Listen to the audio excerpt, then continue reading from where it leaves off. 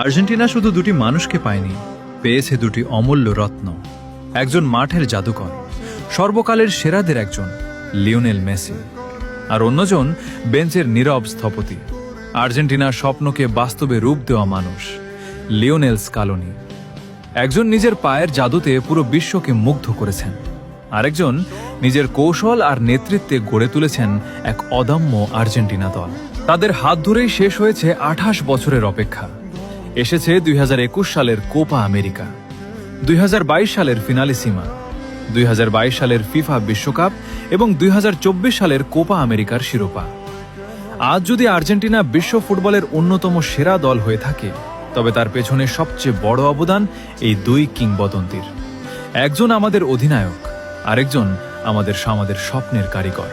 ধন্যবাদ Lionel Messi, ধন্যবাদ Lionel Scaloni.